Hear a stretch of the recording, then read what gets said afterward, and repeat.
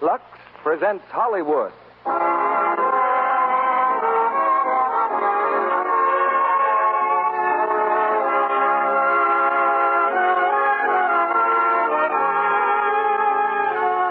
The Lux Radio Theater brings you Judy Garland and Walter Pigeon in A Star is Born. Ladies and gentlemen, your producer, Mr. Cecil B. DeMille.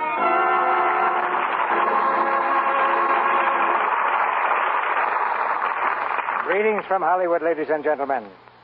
Among certain peoples, notably our good and brave friends, the Chinese, the passing of one year and the beginning of another is celebrated with fireworks. And taking a tip from them, we're going to touch off a dramatic Roman candle that will send a pair of stars flashing across the sky in a blaze of glory. The stars are Walter Pigeon and Judy Garland. And the play is adapted from David O. Selznick's great motion picture, A Star is Born. Walter is starring now for Metro-Goldwyn-Mayer in White Cargo, and Judy comes to us from the cast of Presenting Lily Mars. It wasn't so very long ago that Judy's own star first appeared in the Hollywood sky. And tonight in A Star is Born, she plays the part of a small-town girl who rises to screen fame. I think myself that this is one of the best dramas of Hollywood that Hollywood has ever produced. But you'll decide that for us when you hear it. You know, there's a time of year for everything. And this is the time of year for making good resolutions.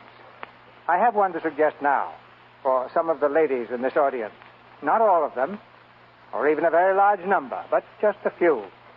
The few who have never tried Lux Flakes. As I understand it, running a home is not an easy job at best. It certainly isn't going to be any simpler during 1943.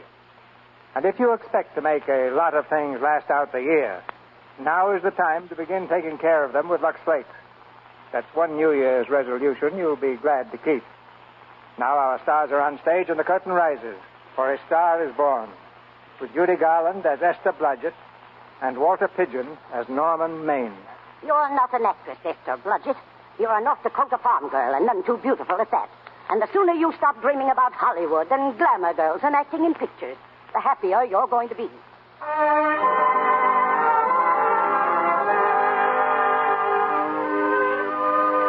late at night. In the bedroom of a North Dakota farmhouse, Esther Blodgett is still awake. She lies across the bed, sobbing softly into the pillow. Hearing again in her mind the words of her aunt, the door is opened quietly, and an old woman in a flannel wrapper comes softly into the moonlit room. Esther? Yes. Who is it? It's me, Granny. I thought you'd still be awake. Yes, Granny. Stop crying. That won't do any good. I'm crying because Aunt Mattie and Alec and everyone else in this family makes me so mad. Aunt Mattie, Alec, fiddlesticks. They're not important. You're the one who counts. I could be an actress, Granny. I could be. And I'd go to Hollywood, too, if I had the chance. But they just laugh at me because I want to make something out of myself. They think it's funny. Esther, everyone in this world who ever dreamed about better things was laughed at. Don't you know that? I suppose so, but there's a difference between dreaming and doing. You modern girls give me a pain. Why, when I wanted something better, I came across these plains in a prairie schooner with your grandfather. We burned in summer and froze in winter. We used our guns when we needed food, then fought the Indians to keep it. But we kept on going, and we didn't complain, because we were doing what we wanted to do. Can you understand that? Yes. Yes, I can, Granny. Could you do it? Could you do it even when your heart broke?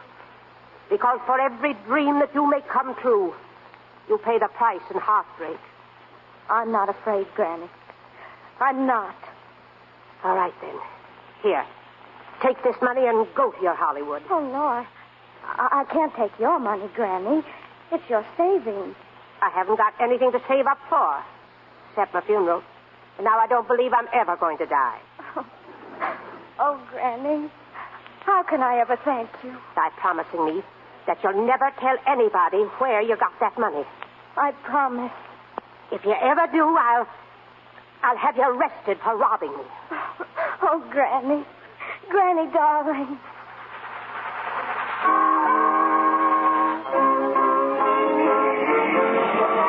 On Hollywood Boulevard, the heart of the movie metropolis. On your right, Grauman's Chinese Theater. Notice the paved blocks containing the hands and footprints of your famous star.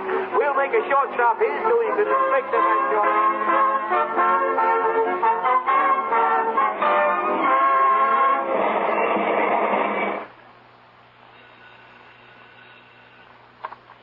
Hello. Oleander Arms Apartment. Yeah, we got a vacancy. $4, running water, convenient to all studios, no dogs, no cooking. What do you do? Oh, yeah? Listen, wise guy, don't waste my time. No dogs, no cooking, and no cowboys. Good afternoon. My name is Esther Blodgett. I saw your ad in the paper. That's why we put it there, miss. Day, week, or month, please. Well, it's a little hard to say. You see, I'm going in the movie. Oh, well, take it for a week. It'll break the jump to Beverly Hills. Sign right here. Are all the studios really near here? All except Gaumont British. I suppose the best way to get a job is to go straight to the studios, isn't it? You know, I haven't any illusions. I'm perfectly willing to begin with a little bit of a part. Or even as an extra. $4, please, in advance.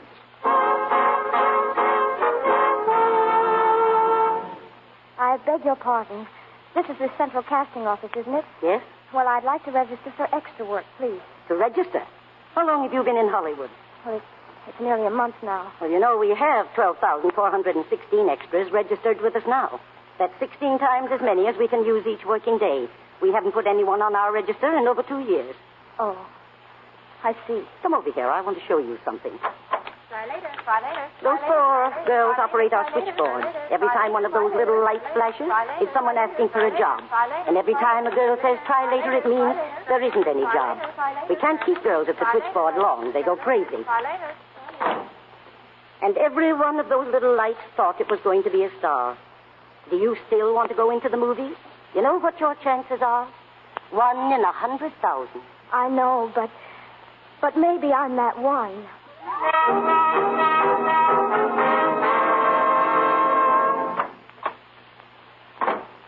Afternoon, Miss Blodgett.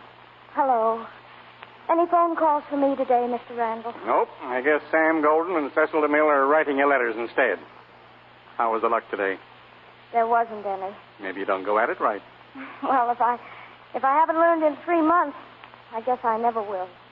But I'm not giving up. Esther. Hey, Esther. Hello, Danny. Hello, McGuire. How's the big assistant director, and how's about some rent? Never mind that now. Listen, Esther, I got to speak to you right away. Come in the parlor. I'd still like a small payment on that rent. Danny, what's the matter? Look, remember when you first came here, I said I'd keep my eye out for a job for you? Well, believe it or not, I got one. Danny. Oh, that's wonderful. When do I go to the studio? Well, you don't exactly go to a studio. Oh, it's on location. Well, no, it isn't really a movie job at all. It's to be a waitress. Oh. Well, it is a kind of a movie job in a way, if you look at it right. You said it was a waitress. Sure, but it's waitressing for Oliver Niles, the head of our studio. He's throwing a party tonight. Be a lot of big people there. I'll bet there'll be 10 directors anyhow. And if you're there, maybe they'll notice you. Sure. I could make them notice me. Sure you could. Look, stick your hair down over your face. Make like Veronica Lake. Oh, no, I'd rather not. You see, I don't want people to say, there goes Veronica Lake. I want them to say, there goes Esther Blodgett. Yeah, but how can they say it if they don't know your name? Well, that's up to me. I'll make them ask my name.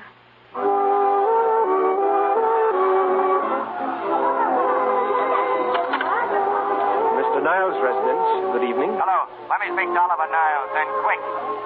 Yes, sir. Oh, Mr. Niles, for you, sir. Thank you, Smith. I'll take it inside. Hello? Oliver Niles speaking. Hello, Mr. Niles. This is your publicity department. Yes, Libby, what is it? Your publicity department begs to advise that your star, Mr. Norman Maine, has once again been thrown in the Los Angeles jug. What? That's right.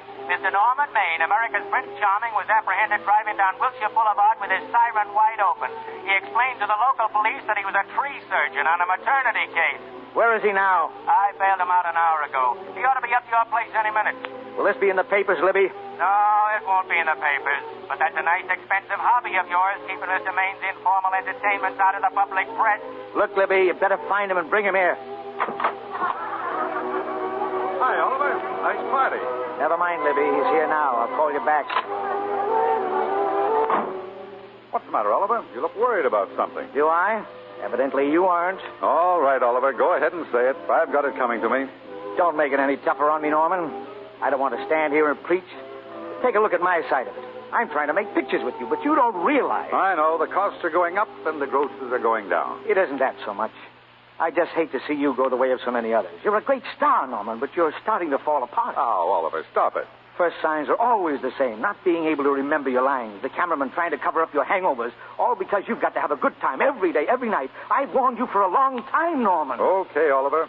You're a swell guy. You won't lose any money on me. I'll promise you that. I'll be ready for the curtains when the time comes. And when it does, here's my epitaph.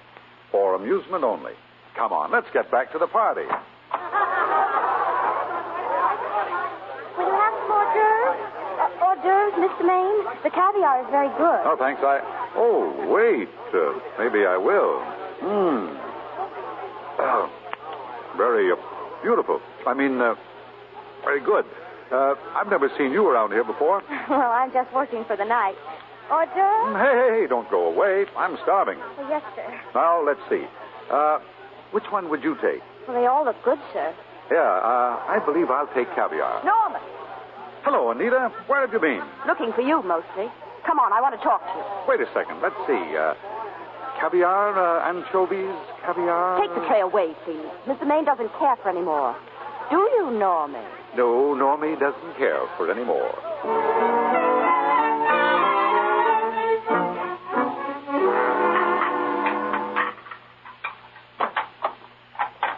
Greetings. Oh, hello. Hello. Mind if I help?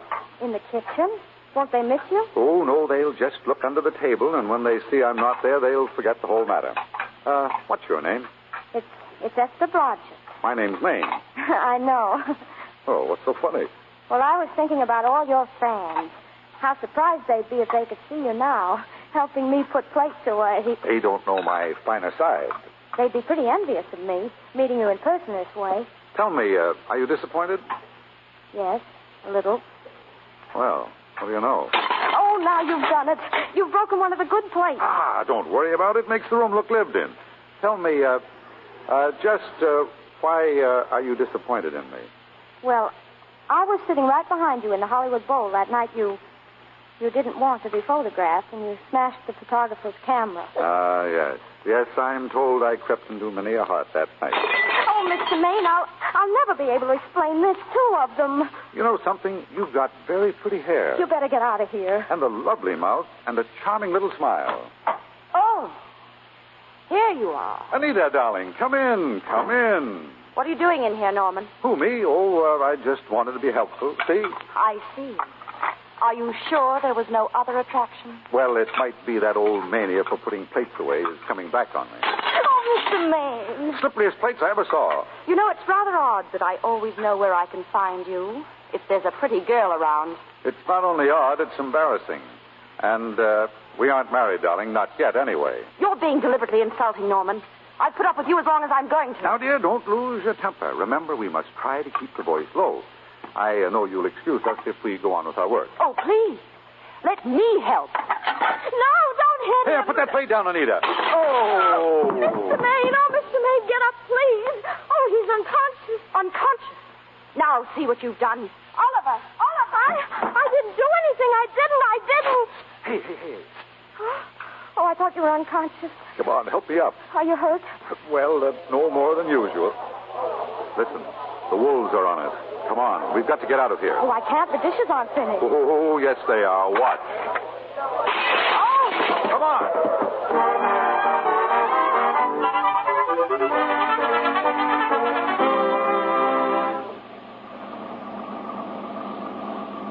That's my house, Mr. Maine. The one with the oleander bush. Oleander bush? Right. Well... Wait. I bet I know what you're going to say. What? Good night. Good night and thanks. Oh, wait a minute. Do you realize that all I found out about you is that you're foolish enough to want to go into pictures? Why is it foolish? Look at you. Oh, that's what I mean. Now, I'd like to go into this matter rather thoroughly. Oh, that's awfully nice of you. You ever acted before? No. That is, I've never acted in anything important. That's all right. Neither have I. I used to be in school shows, of course. They said I had a future. Who, your father and mother? No. The teachers in my high school in North Dakota. Well, they certainly ought to know. Well, just the same, I have got a future. In acting, I mean. And nobody had to tell me, except myself. Well, that's fine. Look, don't go in now. Let's go up to my place and talk it all over, huh? Oh, no. Thank you very much, but I really must say good night. Well, wait a minute. Will I see... Look, has anyone ever told you that you're lovely? No. Well, you are. Thank you. And one more thing. This is hard to say, but I want to say it anyway. On the screen, I'm well, you know. In private life, I'm well, you know. But whatever I do, I still respect lovely things. And you're lovely. Do you understand? I understand. And it's not that bump on my head that's doing this, neither. I'm glad. Good night. Good night. Hey, wait. Yes, what is it? Do you mind if I take just one more look? Good night. Good night.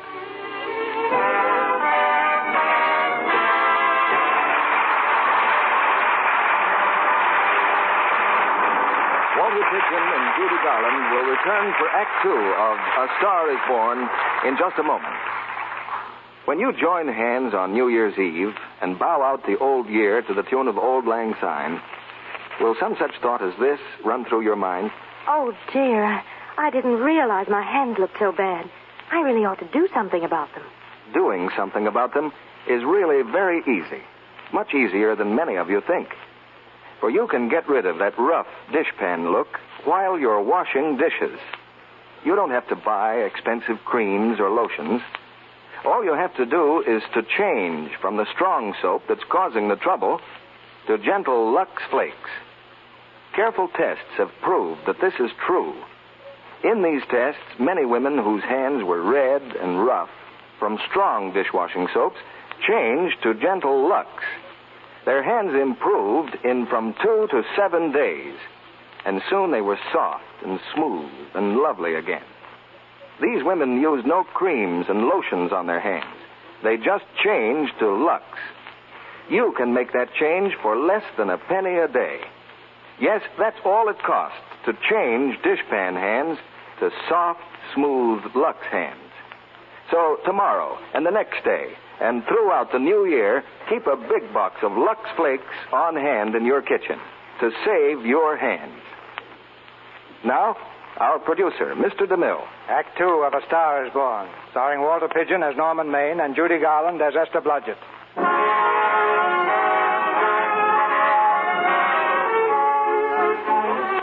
When Norman Maine left Esther on her doorstep, he went straight home. This was very unusual, but he did not go to bed. That would have been too unusual. It's 4 o'clock in the morning, and he's on the telephone to Oliver Niles. Hello? Hello? This Oliver Niles? Yes, this is Oliver Niles. Hello, Oliver. Hello. Oliver, you asleep? Not now, I'm not. Who is it? Good. This is Norman Maine. What? Who? Norman Maine. Norman, what have you done now? Are you in jail again? No, Oliver. No, Oliver, listen. Oliver, I met a girl. Oh, that all fine. Oliver, this girl, she's beautiful. Yeah, she's beautiful. Yes, I know. You want me to give her a screen test, eh? Oliver, this girl has got something. I know it. You know it. You knew all the others had something, too, now. No. I tell you, Oliver, she's got that sincerity and honestness. That sincerity and honestness. Makes a great actress. Yeah. I'll do the test with her myself tomorrow morning. How's that? Yeah. Oliver. What? Tomorrow morning, screen test. Yes. Anything at all. That's fine, Oliver. I knew you'd appreciate this little tip. I got another one the 6th tomorrow. Good night.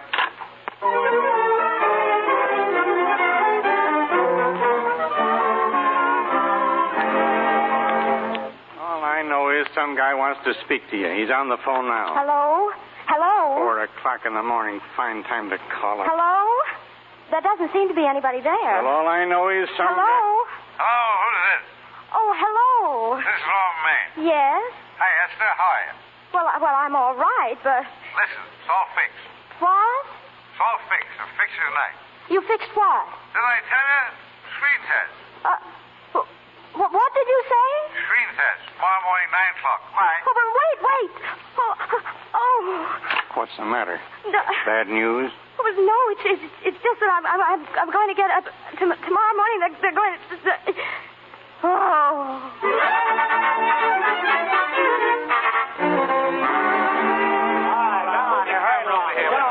All right. This is only a test, fellas. Get going. All set here. Now then, let's take it. Ready, Norman? Anytime. Where's the girl? I'm right here, Mr. All right, let's go. Right over there, Miss.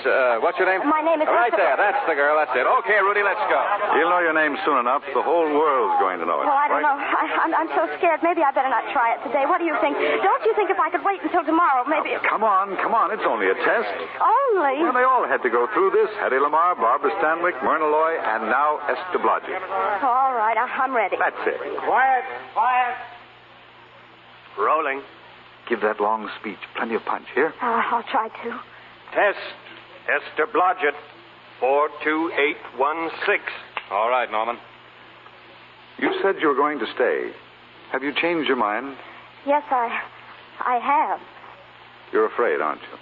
That's what it amounts to. I suppose you could call it fear. But it's more than that, too. I'm ashamed for so many things. For ever coming here at all. For ever having loved you. But I'll never be free of you. I know that now. And I'll have to live with myself and my thoughts. And you can't run away from your own thoughts.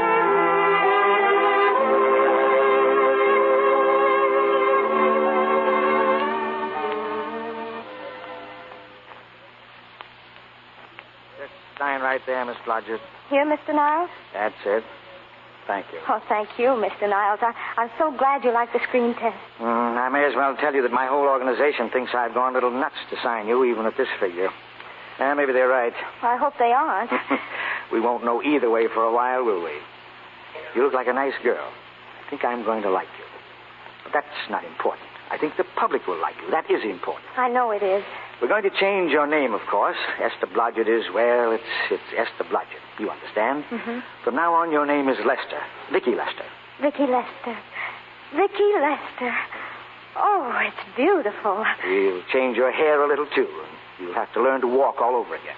Will I? And for heaven's sake, learn to close your mouth and keep it closed even in your love scenes. Yes, sir.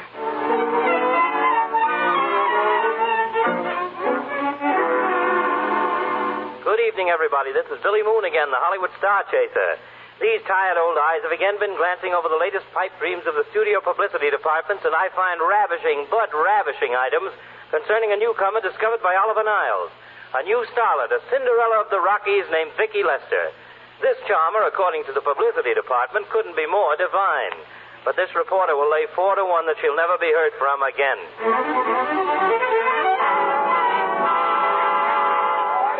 Why, listen, you dress people. We're shooting on the set this morning, not in the commissary. Take it up.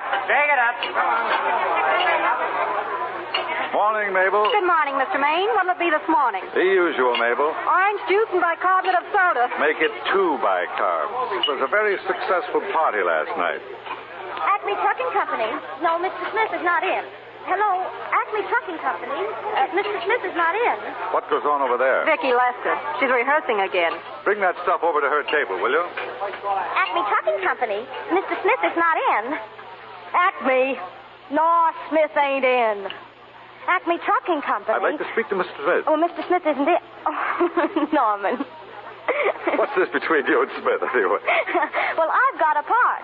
It's only one line, but it's in a picture. Oh, so it's ambition that made you break that date with me last night. Well, I had to be here so early in the morning. So did I, and I had to stay up all night to make it. You've started your picture, haven't you? No, we're still in the testing stage. Can't seem to find a girl for the lead. Gee, you'd think with all the girls there are that... Yeah, but this girl's got to be different. She's got to be little and cute and sweet and in touch. Well, knock me down. What? Well, beat my brains out. Norman, what's the matter with you? Come on, hurry up. Finish that coffee. Where are we going? Oliver Niles' office, on the run.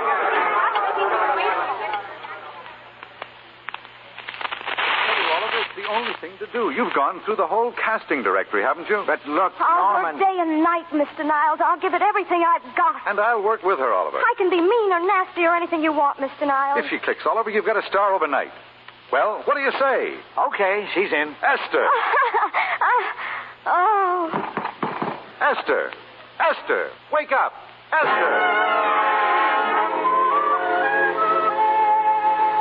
And little Vicki Lester has made good. Vicki Lester is a new star, just as I predicted on this program some time ago. Just how good she is was known early this evening after the preview of her first picture, in which she plays a featured role opposite Norman Maine. Norman may be starred, but he's decidedly not the main attraction. Hiya, great, Vicki. Vicki, you sure was swell. I'm so happy for you. Thank you very much. Thank you. Would you like to sit down, Esther? I can't dance with you taking all these bows. Oh, Norman, it's all so wonderful. I'll never forget this night. Let's go outside for a minute. It'll be cooler out there. All right. Lovely, darling. Lovely. Thank you. Oh, it is wonderful to hear all those simply. See those lights, Esther? Down there? That's Hollywood. It's wonderful, isn't it? A crazy quilt. No. It's a carpet spread for you. It's yours from now on, you know. It's come, Esther. A star has been born. You'll have everything in the world you want. And I hope it'll make you happy. Hasn't it you? There's one thing I never had. Lots of times I've told myself I'd found it. But I always knew I was kidding. Still, I never stopped looking for it. Maybe it'll come. I think it has come, Esther. I only wish it weren't too late. Oh, it's not too late, Norman. It's not. You can't throw away your life the way I've thrown away mine and have anything left that's good enough. You can, oh, Norman, you can. You shouldn't tell me that, Esther. I'm afraid I'll begin to believe it. I want to tell you, Norman, and I want you to believe it because I love you too, Norman.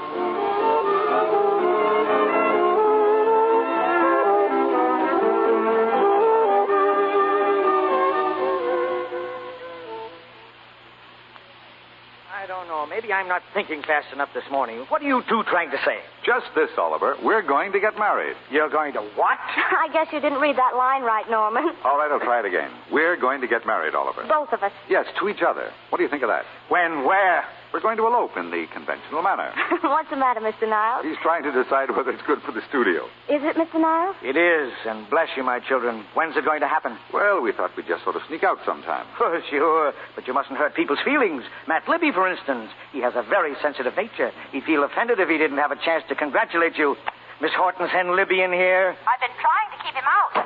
Hello, Niles. Listen to this. The screen's ideal romance blossomed into breathtaking reality today when Vicki Lester and Norman Maine, America's dream lovers, slipped through the portals of holy matrimony. How does that sound? Horrible. Oh, you see, Mr. Libby, we're going to elope quietly. Sure you are. Sure. It'll be the biggest elopement this town ever saw. We'll get a tie-up with the Army and have an escort of 20 bombing planes all the way to Yuma. Make personal appearances in Denver, Salt Lake, Seattle, Vancouver. Let's make this thing international. Norman, is he going with us? I doubt it. Look, Niles, don't you think we can work this thing out better alone? No use bothering the happy couple with all these details. I'm sorry. We didn't realize we were in the way. While you're settling the details, you don't mind if I go out and buy this lady a ring, do you? Sure, go ahead. We want everything legal. Come on, honey. See you later, Oliver.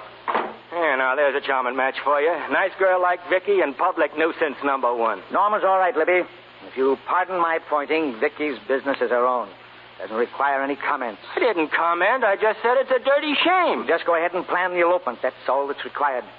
Hey, what's the matter? You sore or something about this elopement? No, I'm not sore. Go on, Libby. Beat it. I'm busy.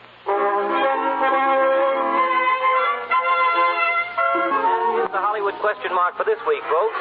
What famous star, since his marriage to another famous star, has turned over a brand new leaf and is now taking a non-alcoholic honeymoon? But why do his friends think his bride came about 6 pictures too late as far as the public is concerned? Because the star's last 6 pictures have been what is politely known as turkeys, box office flopolas. Yes, sir, folks, it was a gay career and a short one.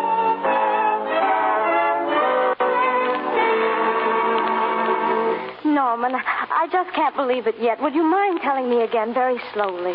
That is your new house. This is your new grass. Those are your new trees, and here's your new husband. Well, Do you like the place? Oh, it's the most wonderful surprise anybody ever had. I kept thinking we were going to live at the beach house, and then this... Oh, we'll keep the house at the beach, but this is special. This is our castle, where we'll never use ugly words like contracts and pictures and careers. When we come in these gates, we'll check the studio outside. Oh, Norman. Hey, hold that pose. Oh, for the love of... That's it. Did you get that shot, Otto? Got it. Good. Caption, their honeymoon never ends. How are you, folks? Well, Libby, this is a surprise and a very unpleasant one. I just dropped over to welcome you home. How are you, Mrs. Maine? Fine, thanks. Hello, Otto. Hello, Miss Esther. Well, my friends, this is a nice little place you have here. Very tasty. Libby, if you didn't like it, we'd sell it. All right, now let's get some more pictures. Now, if the bride will just sit here and the groom stand behind her, we'll have something unique. Swell. All right, Otto. Caption, their honeymoon still continues. Hello there. Ah, the producer. Their honeymoon ceases abruptly. Hello, Oliver. Hello, Norman. Glad you're back. How are you, Esther? Hello, Oliver. I interrupting? Yes, but Libby beat you to it. Oh, we just want a couple more. Now, that's enough of both of them, Otto. What the papers are asking for is exclusives of Miss Lester alone. Oh, I see. Come on, Oliver. Let's you and I get exclusive. Sure. Stay for dinner, Oliver. Thanks, I will. All right now, Miss Lester. Let's have one with a smile. That's it. Well, Oliver, what's on your mind? How's the dividend situation? Very pleasant. I think we'll show $2 million on the next quarter. Ooh, that was a smart move of mine to sell my stock then, wasn't it? Well, anyway, you can thank me for some of those dividends of yours. Hmm? Can't you? Oh, sure. Oh, that was a little too quick, Oliver. Enchanted Hour was a smash hit, wasn't it? Made Esther a star overnight. Yeah, and it should have. What about me? Let's wait and talk business at the office, Norman. Come on, let's have it. Didn't they like me? Well, maybe the part wasn't right. It was the best part of the year. Look, Oliver, do you think I'm slipping? Come on, give it to me. Then you take it? Go ahead. The tense is wrong, Norman. You're not slipping. You've already slipped. But my fan mail's still big. Norman, fans will write anybody for a photograph. It only costs 3 cents for the stamp. That makes photographs cheaper than wallpaper. But every quarter they pay for a theater ticket buys them the right to be a critic. And your last few performances, Norman, have not pleased your critics. Remember, I told you I'd be ready for the curtains when the time came? Well, here it is. Let's call off the contract and no hard feelings. Well, we're not quitting yet. I've got a swell script lined up for you, Norman. About Esther. If you think I'm going to get in her way... Well, as a matter of fact, as it happens, there isn't anything for her in this story. I more or less plan to star her in a picture of her own. Maybe with that young Pemberton opposite her. He's coming along very nicely. Good for young Pemberton. All right, Oliver. We'll make a try at it. Let's hope it's not too late. Let's hope it's not too late.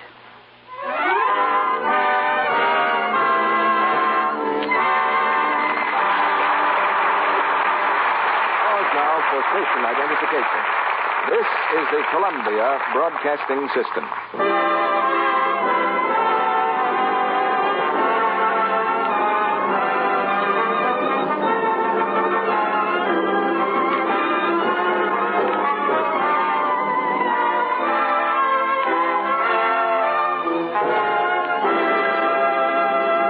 After a brief intermission, we'll hear Act 3 of A Star is Born, starring Judy Garland and Walter Pigeon. Now, when you try out a new thing, naturally, you want to find out everything you can about it. Here are some of the things women have been asking about the new rayon stockings. Perhaps our answers will help to settle some questions in your mind. Aren't rayon stockings pretty much all alike? No more than all silk stockings were alike. For one thing, high-twist rayons usually have more elasticity, so they fit and wear better. How do rayons really wear? Well, that depends partly on the weight you buy. The heavier weights will naturally wear longer, as they do in silk. And wear also depends on the care you give rayons. If you rub them with cake soap or use strong wash-day soaps, you'll probably be disappointed. For those things weaken elasticity, and your stockings break easily into runs. So give rayon the same gentle care you give silk and nylon. Nightly luxing. Rich, lukewarm Lux suds save elasticity. Cut down expensive runs. Do rayons take longer to dry? Yes, and thorough drying is important. Rayon is temporarily weak when it's wet. Regains its strength only when it's dry all the way through. Your rayon stockings may feel dry before they really are. So it's safer to allow them from 24 to 48 hours drying time. To sum up, Lux Care means longer wear for rayons just as it does for silk and nylon. So stick to gentle Lux. Over 90% of the makers of stockings, makers of rayon, nylon, silk, cotton, and wool, advise Lux Flakes. Now, Mr. DeMille returns to the microphone. You might like to know what New Year's resolutions our stars have made. I'll ask them about it right after the play.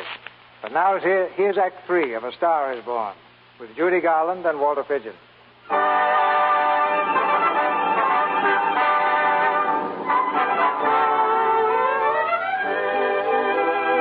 A year has gone by. A year during which Esther rose steadily to stardom, and Norman dropped just as steadily into oblivion. It's the night of the Academy Award dinner. At a table in the corner, Esther and Oliver Niles wait anxiously for Norman to arrive. The master of ceremonies is speaking. We have already applauded with our hearts as well as our hands when awards have been given to those gentlemen who during I the wish past Norman year would come. have Do you rendered think the most anything's happened distinguished to him? service Of course to the not. motion picture He's industry. probably been held up in Now we traffic, that's say over all. to the ladies, or You rather, just think about to that one Oscar lady. you're going to get. We present to her the Academy Award for the finest performance of the year. The unforgettable Anna in Dream Without End, Miss Dickie Lester. Go on, Esther. Get your reward. Oliver, I wish Norman were here. I can say, Miss Lester, congratulations. Thank you. What more can I say, Miss Lester? This statuette says it for all of us. Ladies and gentlemen, when something like this happens to you and you try to tell how you feel about it, you find that out of all the words in the world, there are only two that really mean anything. Thank you. All I can do is to say them to you from my heart. All I can do is to tell you that I'll keep saying them just as long as I can. Hey! Norman. Very Norman. pretty speech, my dear. I want to be the first to congratulate you on that valuable little piece of bric-a-brac. Now I want to make a speech. Gentlemen of the Academy and fellow suckers, I got one of those once for best performance. Once don't mean a thing. People get them every year. Well, I want a special award. Norman, please. Something nobody else can get. I want a statuette for the worst performance of the year. I want 3 statues for the 3 worst performances of the year. I earned them, and everybody that saw those last 2 masterpieces of mine knows I earned them. What I'm here to find out is, do I get them or do I get them?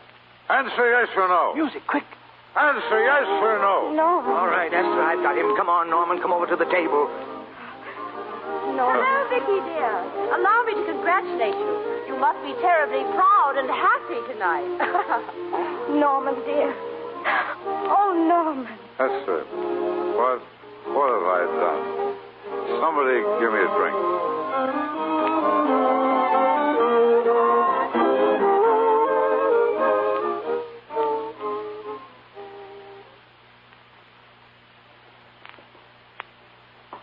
Who is it? Oliver Niles calling. Oh, Oliver, come in. How are you, Esther? Oh, Oliver, I've missed you. Everybody's missed you. Sit down. Did you have a nice trip? Well, a 3-month tour over the theater circuit scarcely comes under the head of pleasure.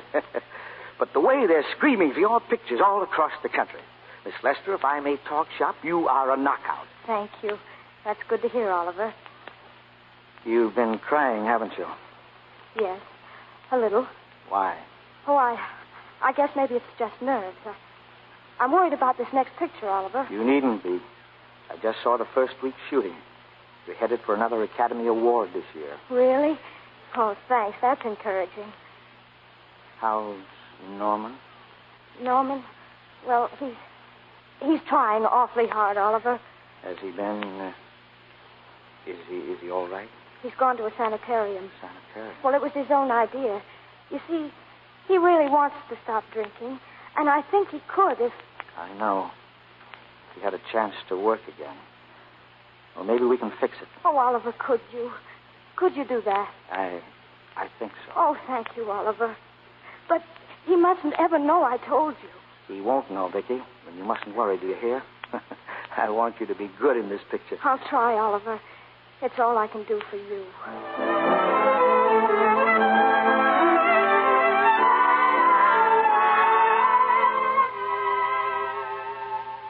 And one more for the books, folks. What star recently released from a sanitarium where he underwent a rest cure is now hanging around the Santa Anita racetrack while he gets into shape for a comeback? Your guess is as good as mine, and mine's no guess.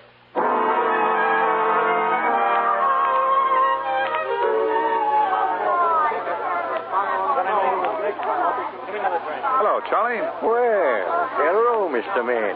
Haven't seen you in a long time. No, I've been resting. Ginger ale, please. Ginger ale and what?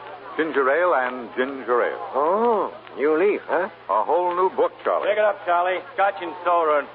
Well, a stranger in our midst. Hello, Libby. Mr. America of yesteryear. Say, do they let you run around now without a keeper? Oh, I'm a trustee now. Good behavior, you know. But I didn't expect to find you at Santa Anita. What do they do with the actors when you're away? Oh, they cut them in slices and fry them with eggs. I suppose you'll be here all the time now that you're retired from the hurly-burly of the silver screen? Well, we're staying down at the beach house now, and it's pretty lonesome with Esther away working all day. I wouldn't squawk about that if I were you. It's nice. Somebody in the family's making a living. Go a little slow, will you, Libby? I don't want to forget we're friends. Friends, my eye. Listen, I got you out of your jams because it was my job, not because I was your friend. I don't like you. I never did like you. Nothing made me happier than to see all those cute little pranks of yours catch up with you and land you on your celebrated puss. Pretty work, Libby. Always wait till they're down, then kick 'em. Why, you're not down, actor. You fixed yourself nice and comfortable. You can live off your wife now. She'll buy the drinks and put up with you even if nobody else will. Why, you... Take a swing at me, will you? Get up, you four-star ham, and I'll knock you down for keeps. Oh, throw him out. Drunk again. Get up there. Get up and get out of here. Don't bother to throw him out, Mike. He's just a harmless drunk. Well, okay, Mr. Libby, if you say so. Sure, let him go. What can he do? He can't fight any better than he can act. Hey, they're going to the pool.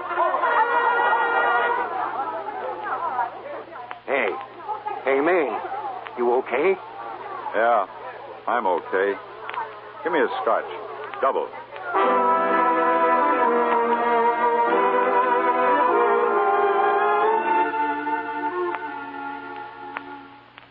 Vicky, please sit down. You're going to be sick carrying on like this. Why don't you try to get some sleep? He's been gone for 4 days. 4 days and not a word. Oliver, how can I sleep? How can I do anything? Oh, Oliver, I can't answer it. I just can't. Will you please? Hello? This is Oliver Niles speaking. What? Where? All right, thanks. Oliver, what's happened? Where is he? He's all right, Vicky. He isn't hurt. Well, they're holding him downtown in the night court. I'll go right down and get him out. What is it? What has he done? He's been arrested on a disorderly conduct charge. I'm going with you, Oliver. Esther, please. It isn't any place for you, and if it gets in the papers... What do I care about the papers? Norman's in trouble. He needs me. I'm going to him.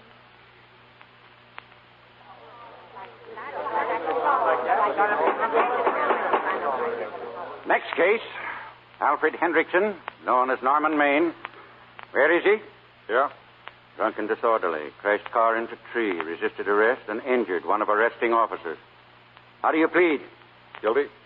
Were you Norman Maine, the actor? Yes. You've come pretty low, haven't you?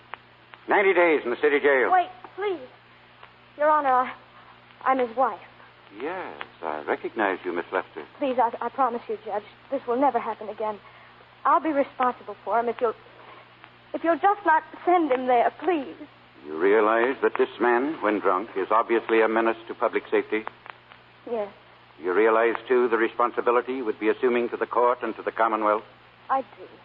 Very well. Sentence suspended. Prisoner remanded to custody of his wife. You may take him home, Miss Lester. Norman. Norman, are you all right, darling? I'm so tired, Esther.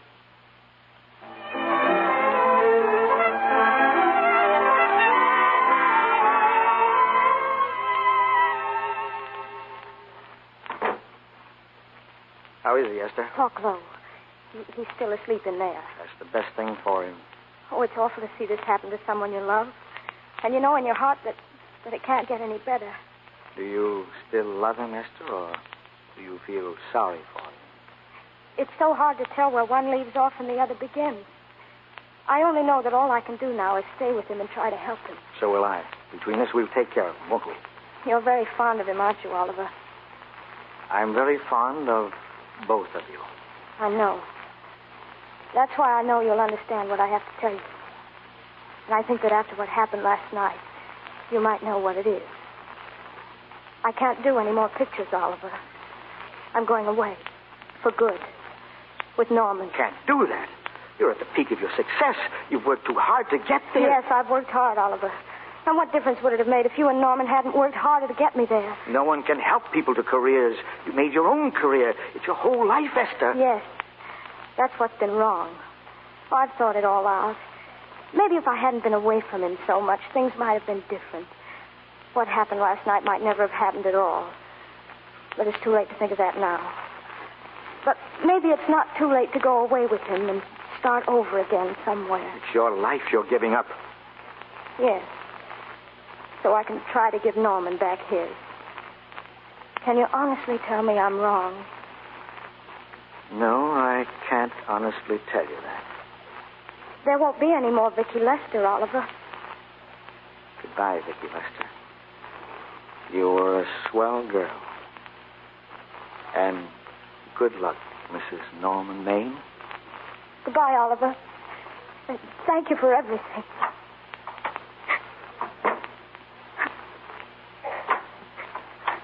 Hello, darling. Norman. This is your husband coming in to apologize again, dear. Norman, have you been out there long?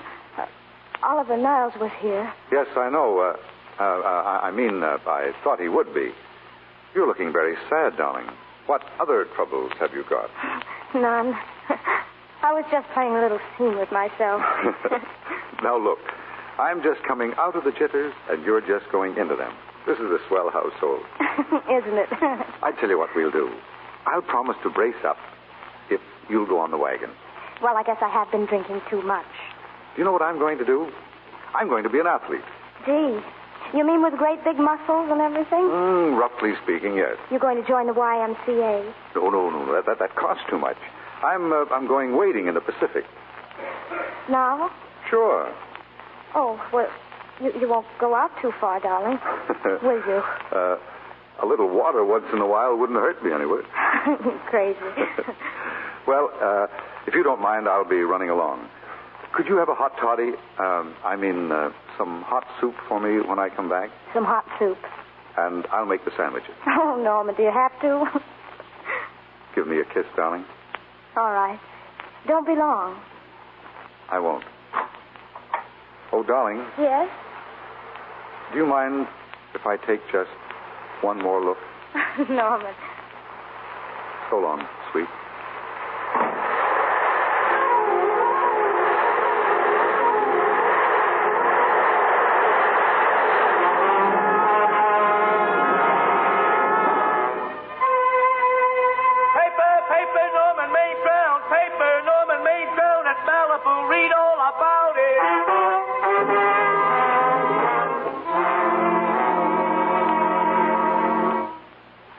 Will that be all, Miss Lester? Have you packed everything? Yes, ma'am.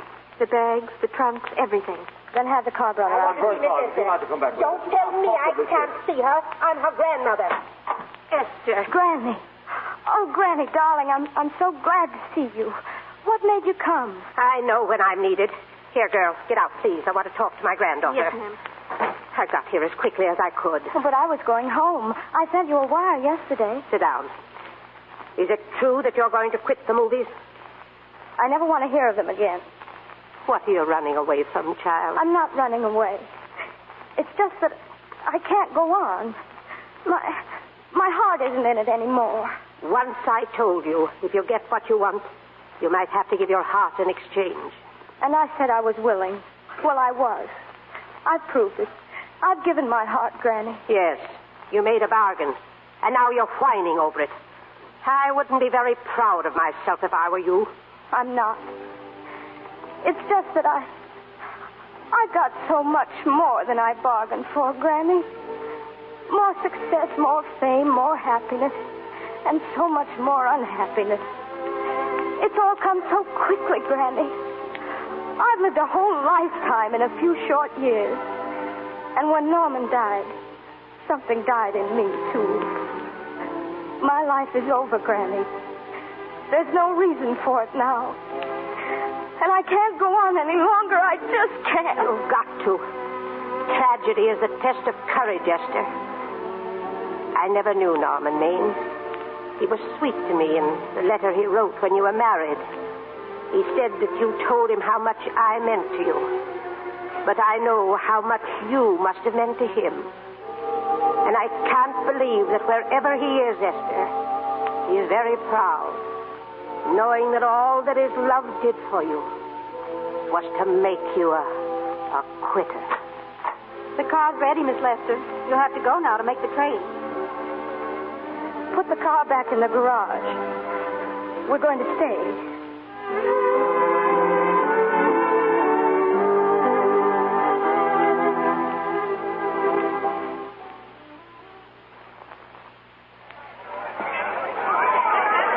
Yes, ladies and gentlemen, it's a great occasion. The entire picture industry has come to the Chinese Theater for this opening tonight to pay tribute to a great star, a girl who has won the heart of the world, Miss Vicki Lester. And now, if I'm not mistaken, Miss Lester's car has just driven up. Yes, there she is. I'll see if I can get her here to say a few words. Here she comes. No, wait, she's stopping, folks. I don't know what it's all about, but... What is it, Jim? Oh. Ladies and gentlemen, Miss Lester has stopped at the footprints of her late husband, Norman Maine. She's a little upset. I don't think we're going to get her up here. No, wait, she's pulling herself together. She seems to be all right, ladies and gentlemen. She's approaching the microphone now. Miss Lester, will you... Miss Lester, we're on a national hookup here. Your fans are hoping you'll say a few words to them. Will you, please? Of course. Hello, everybody. This is Mrs. Norman Maine.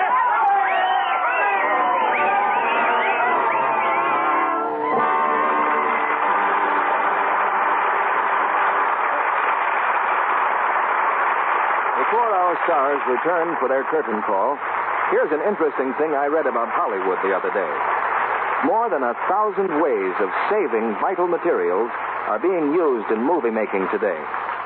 Yes, conservation, saving things so they'll serve longer, is important now. One thing that's playing a big part in saving precious fabrics for Hollywood studios is Lux Flakes.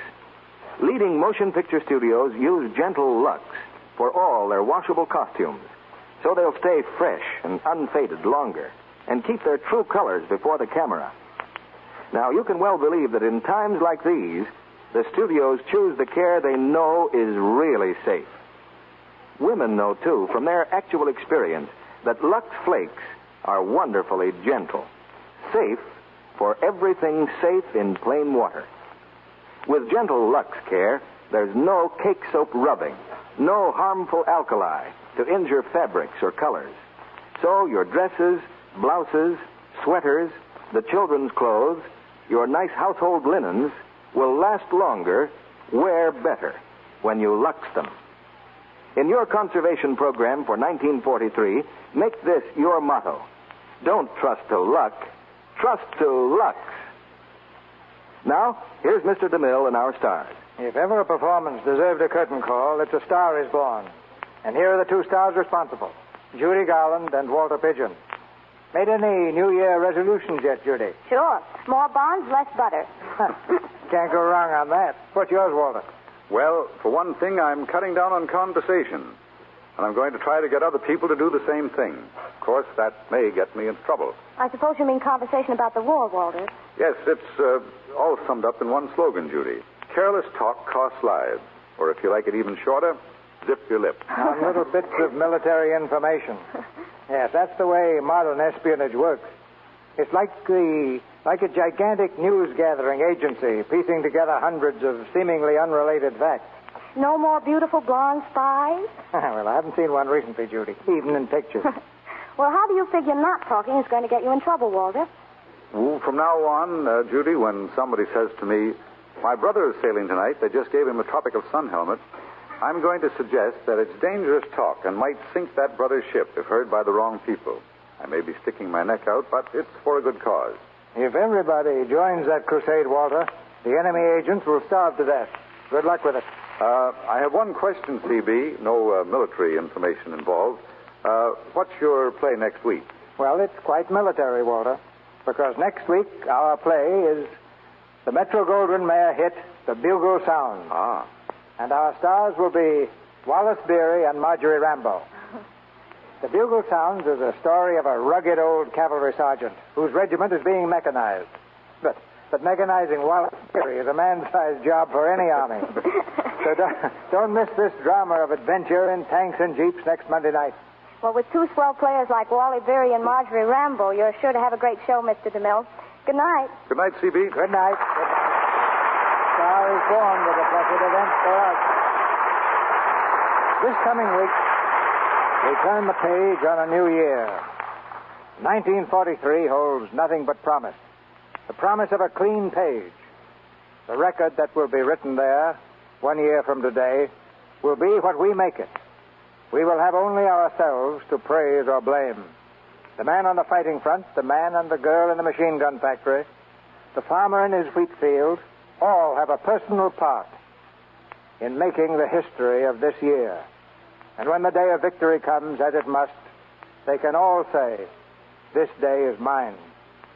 And a free radio, a free press, and a free screen will join free men and women everywhere in hailing not just a new year, but a new era and a bright new world.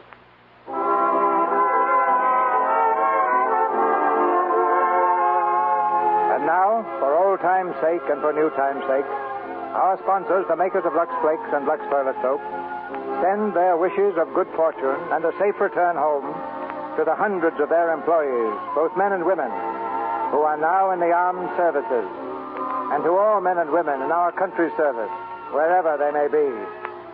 And our sponsors send their heartiest good wishes to each and every one of you. All here in the Lux Radio Theater, join me in echoing these hopes for a joyful and victorious New Year. And we invite you to be with us again next Monday night when the Lux Radio Theater presents Wallace Beery and Marjorie Rambo in The Bugle Sound. This is Cecil B. DeMille saying good night to you from Hollywood.